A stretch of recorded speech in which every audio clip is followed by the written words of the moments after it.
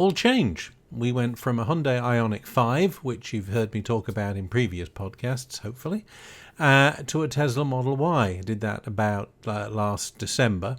So what made me do the change? Why did I do the change? And how am I getting on today?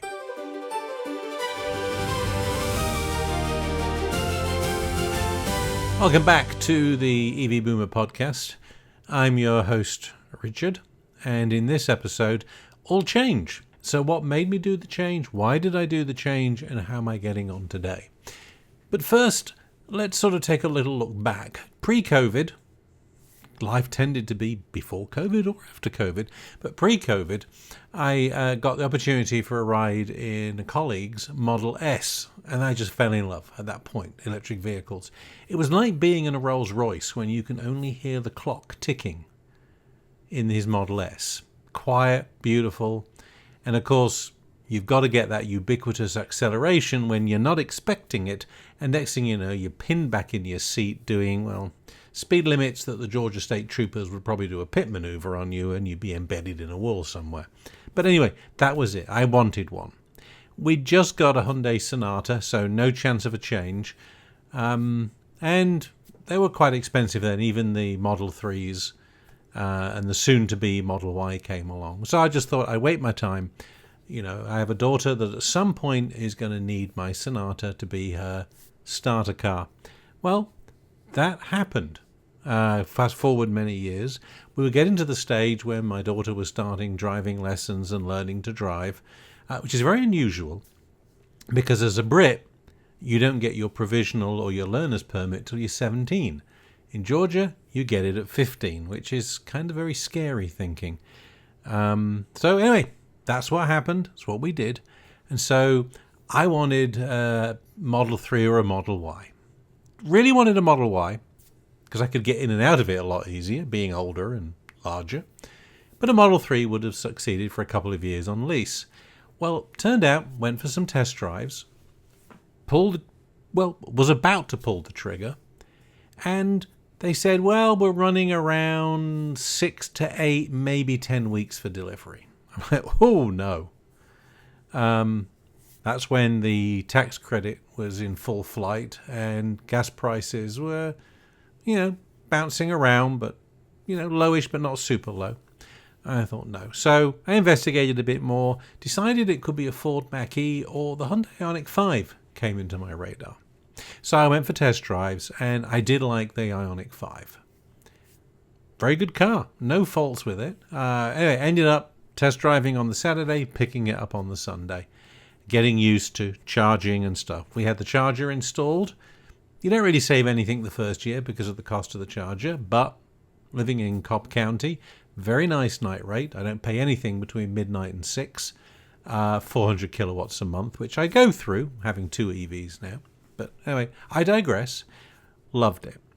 We had a trip coming up a month later to Asheville, North Carolina, take my youngest daughter to summer camp. Thought, great, I'll take the Ioniq.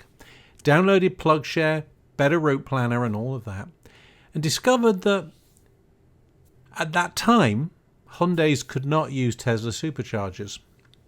So I felt, in a way, that I'm in trouble here. Though I did have free Electrify America charging for 2 years, which sweetened the pot somewhat. But there really wasn't that many of them on my way to Asheville. I could go up 85. There was some around Atlanta, plenty around Atlanta. But then really, after that, I had none on the way until I hit either Greenville or Asheville. And the problem with Greenville is on the other side of the city, so I have to go way past it to charge and then go back up. And in Asheville, we were going to be south of Asheville, but the Electrify America charger at that point was north of Asheville. And also in PlugShare was reporting a lot of the times that the stalls were out of service. And so I'm like, it seems silly on a road trip where there aren't that many chargers, you could do it, and many have done it, and then having to drive 20 miles out your way to charge up and then come back. And there were some charge point chargers, but only like 60 kilowatts and stuff like that. I thought this could be not the best experience, and ended up taking the Sonata, which worked out very well. What was interesting is obviously since that 2 years, charging has got a lot more common. Hyundai's opened up to Tesla superchargers, which worked out for me real well because they were my nearest chargers. But also more came along. EVgo installed more, like on I-85 with the Pilot Flying J's, as well as Rivian chargers, which also benefited us when we went up to Charlotte in it. So it ended up that in the space of about a year, the following summer was a lot easier, did the run up and to and from Asheville in the Ioniq, even did the mountain way. And the truth is, with the Ioniq, I had enough charge from just north of Atlanta all the way up to Asheville. And there was a brand new Electrify America charger in Asheville that was actually about 2 miles from the campsite. Worked out really well. However, and this is what started to make me get nervous. For those of you who know the Ioniq 5 is the eGMP platform, same as the Kia EV6, EV9. There's a bit of an issue with them. That occasionally the ICCU might fail. The integrated charge unit. Forgotten the name of it fully now. Coupling unit, whatever. You might hear a pop. Well, I was driving through the mountains on that trip up to Asheville. And so I was on a 2-lane highway, beautiful river, beautiful scenery. Cell service would go in and out. And I heard a pop. And I'm like, crap. This might not be good. So I was waiting for the dashboard to light up and beep and boop and turtles to appear and whatever, but nothing happened. I'm like, is this going to be a problem later? So I was very nervous, kept going. No evidence of anything. I thought, well, does this mean the other side of it is that level 2 charging will fail, but DC fast charging will be fine? Well, I had to wait to test that. But again, no evidence anything had gone wrong. I did have an OBD adapter, plugged it in, scanned it, nothing. So to this day, I don't know what that pop was. Did I run over something that sounded like a pop? But anyway, it made me think. I was in the middle of a 2-lane highway, kind of in the mountains of North Georgia into North Carolina. I got a bit nervous about that. So I started to think about, is it time to change? And then, my daughter passed her driving test and she got the Sonata and stuff like that, which let's just say she has a Chevy Bolt now. Let's leave it at that. Bit of a forced change on us, young drivers and all that. But I started to think about this. I knew that in this year, 2026, there would be some life changes. Retirement was starting to blip on the radar. The car was leased, was going to go back in June of this year. But I also looked at my trips to and from work. I worked in Midtown Atlanta, and I was doing more and more of those. Some weeks it was 3 days, some weeks it was 4, some weeks it was all every day. And I was starting to think, my mileage overage, and I had it set to 15,000 miles a year, 30,000 miles, I'm going to be on the hook for some overage. Not the end of the world. But I calculated at this point, I'm on the hook for around $1,200, $1,500 of overage. I looked at what it would cost to hand the lease back. $1,800. I thought, you know what? I think at this point it's worth it. And because the tax credit had gone away, EV sales were not exactly doing well. Even the used market, I think, was having trouble. So I thought this might be a good time to leap. So I ended up returning the Ioniq 5. It was an easy process. Went to the dealer, handed it in, took the plates off, cancelled everything. No extra penalties. I just had to pay the lease termination fee. And all was well. The car was in good condition. Even though it had been through an accident, I didn't get dinged for that. And then ended up looking for a Tesla Model 3 or Model Y. But I really wanted hardware 4 because that's the current standard and that's where FSD works. And I'd seen FSD on a friend's car and liked it. And here's the other thing, and this is what made me think Tesla and not anything else. I'm an engineer. I'm a techie. I'm now a retired broadcast engineer, 44 years in live television. And just because I'm in my 60s doesn't mean I'm, okay, boomer. Technology. I've been at the forefront of it. Technology does not scare me. I can code. I'm a techie. I understand it. So I wanted a car that was very had a lot of gadgets and gizmos. And the Tesla does that. There's a lot in it. And the other thing, and I'll talk about this a little later on, is that, how they keep updating the car. The Hyundai got 3 updates in the time I had it. 20 months, 3 updates, and they were all navigation. That was it. So I was looking now for a Model 3 2024 and, the Highland, I think it was called, or a Model Y, 2023 mid-year and newer. Well, I ended up finding a Model Y 23 Hardware 4 that was in their Kissimmee branch. So, paid for the shipping. They said it was going to be 1 to 2 weeks. It took all of 4 days. Very impressed with that. Got it all sorted, got the loan, did everything, and went to pick it up. Pickup process was great. In and out of a dealer in 15 minutes. Downloaded one of those checklists and everything, and then drove away. Got a free month of FSD. And started to play with it. It was 14.2.2 point diddly-do or whatever. And started to really enjoy it. Until I came to hit the windshield wipers for the fluid and nothing happened. And I lifted everything up and discovered that, well, there's clearly some little critters, some mices or some mouses or whatever in Kissimmee that munch through the wiring harness. Long story short, Tesla stood by the product, took care of it, and I got a new front harness. I'll save that story for another day. And since then, it's been immaculate. But one thing noticed me. In the first 3 weeks I owned that Tesla, I got 3 updates. 3 in 3 weeks compared to 3 in 20 months. And it made the car a little bit better each time. Now, I was worried about the lack of CarPlay. I was worried about the center screen, eyes and stuff like that. I've got used to all of that now. I didn't like Apple Podcasts, I'll be honest, so I use my podcast player of choice on my phone and then just Bluetooth it. That works very well. I tried to run with Apple Podcasts, but the Tesla implementation is buggy. I got sick and tired of getting back in the car halfway through an episode and it would jump right back to the beginning. So it all worked out very well. And so I've been very, very happy with the Model Y. But an interesting bonus that happened, and I can't predict these things.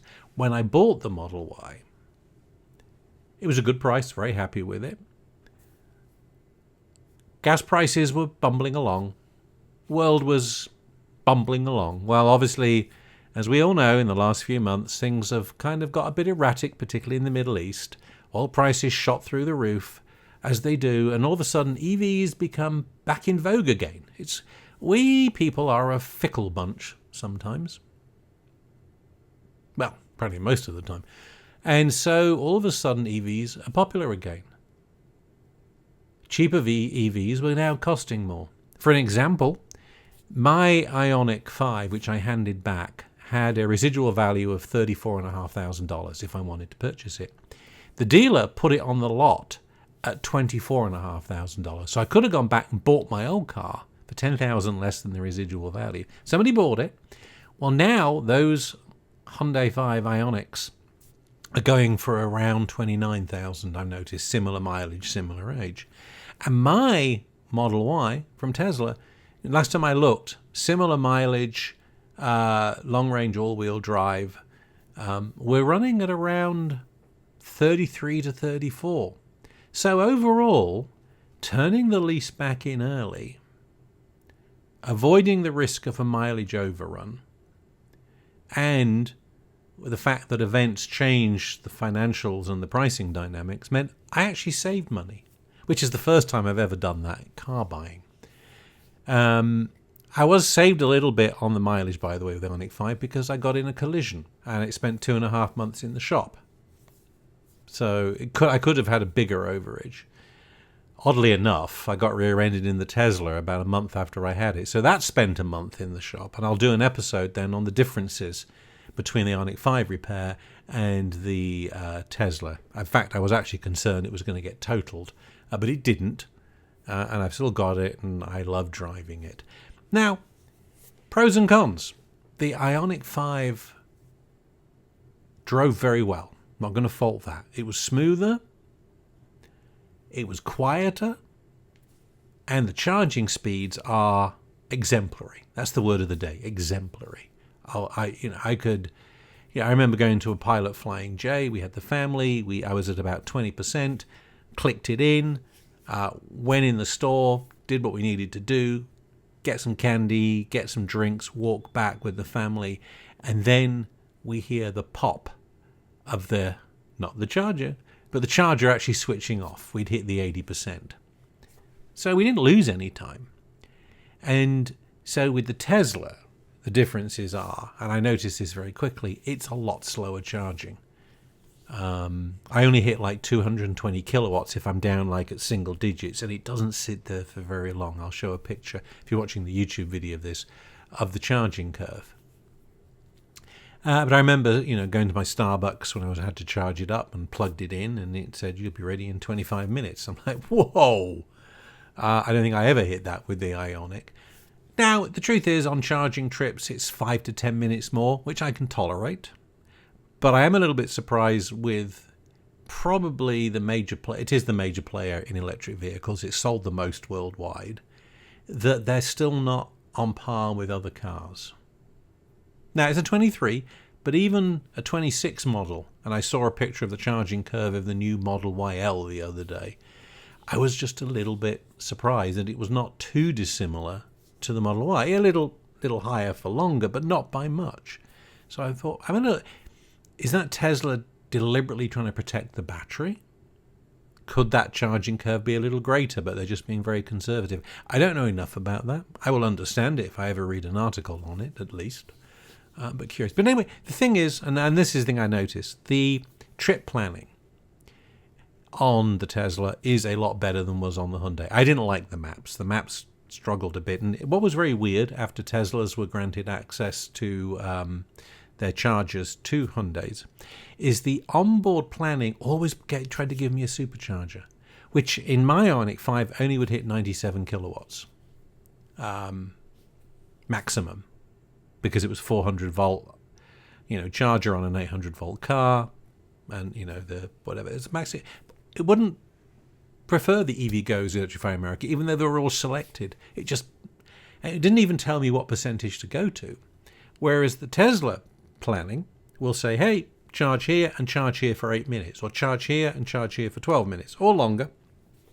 And then you can carry on your journey to the next one. And I, in the summer, did a long trip from, north of Atlanta up to Chicago, up to Wisconsin. I sailed across on the SS Badger, video of that coming soon, down all the way Michigan.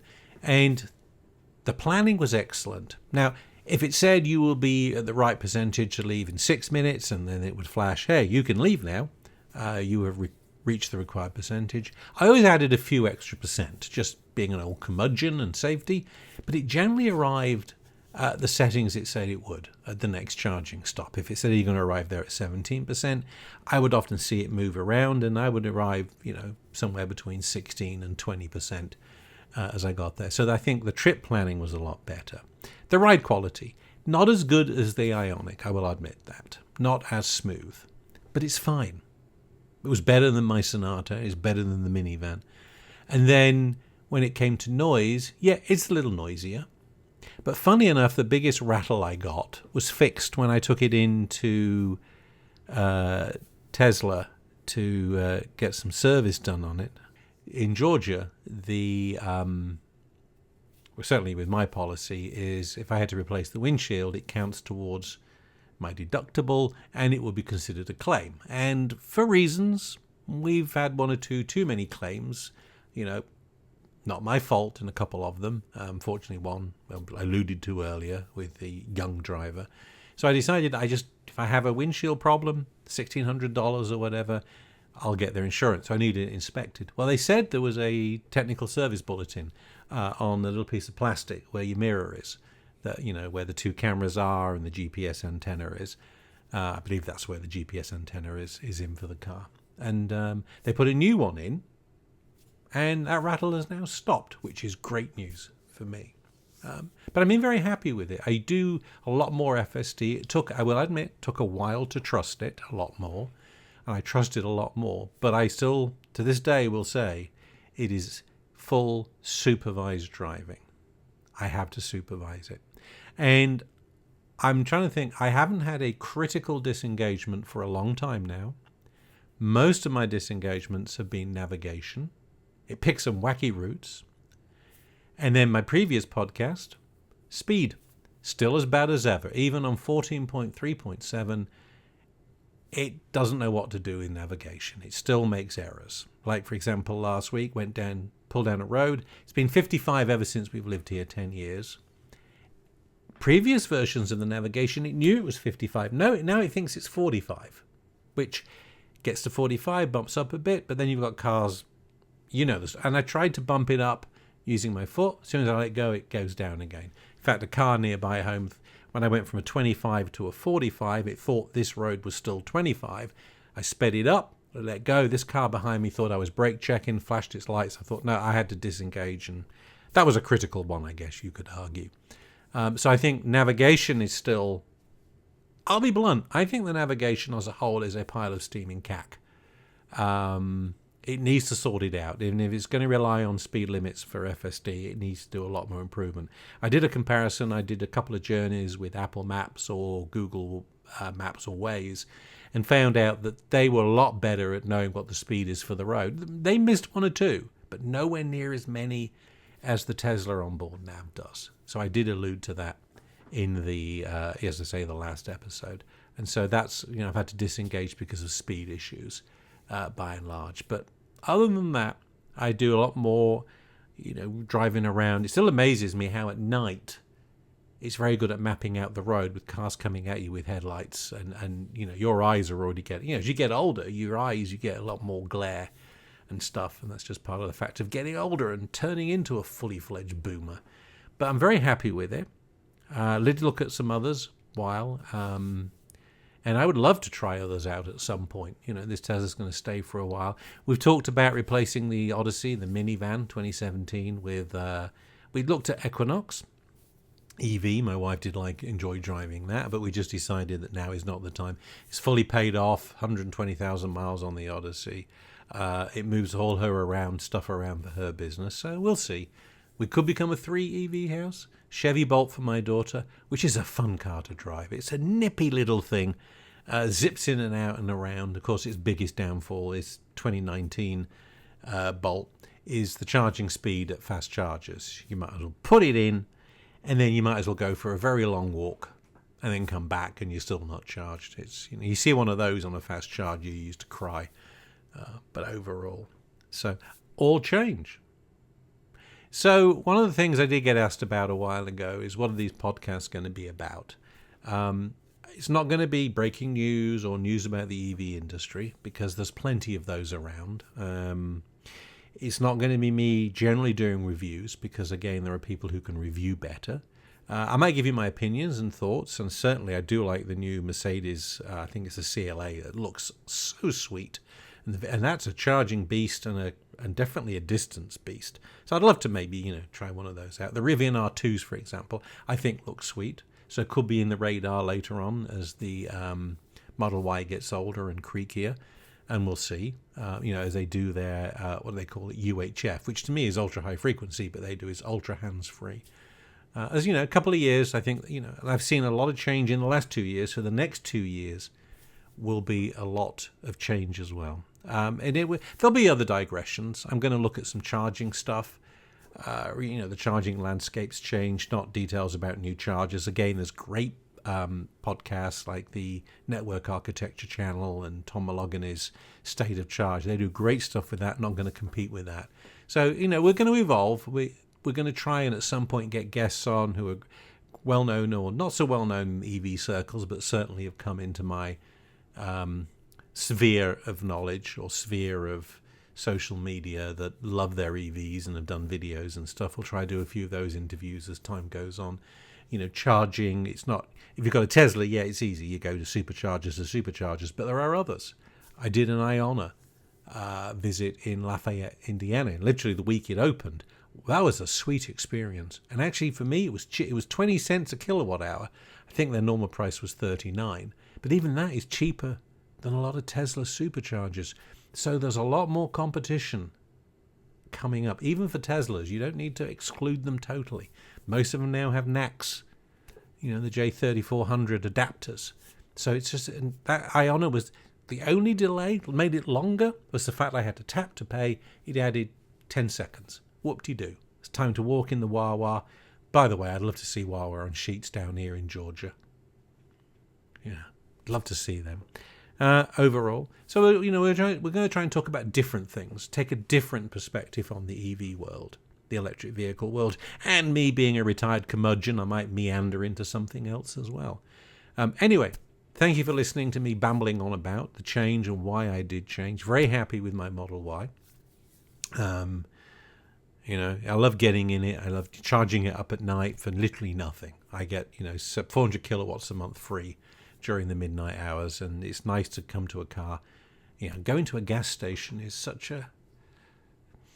Well, I've also saved on money by spending not at gas stations, because I was notorious for going in, putting the gas nozzle in, and going inside and getting a Diet Coke or a Pepsi and some candy. Don't do that anymore. Am I losing weight? Well, not because of that, because of other things. Anyway, if you're watching this on YouTube, please like and subscribe. Please let us know how you feel. Your comments, actually, what you find about EVs or what you'd like me to sort of babble on about at another time. But anyway, so please do that.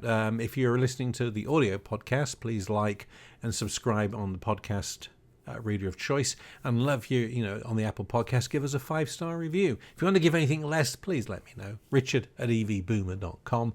As I say, we are new and we're nurturing this. We're going to make this a lot better in the future, which is the whole aim. So until next time, and we're going to take a look at charging, the differential. And it's a lot wider than you think. You could end up paying 36 cents a kilowatt hour. You could end up spending 70 cents a kilowatt hour plus. It's not as transparent as it should be. So we already covered it a while ago in an earlier episode called Charge and Chargeability. There'll be a part 2 to that coming soon. Anyway, whatever you do, stay driving and enjoy yourself, and whatever you do, stay safe. Thank you.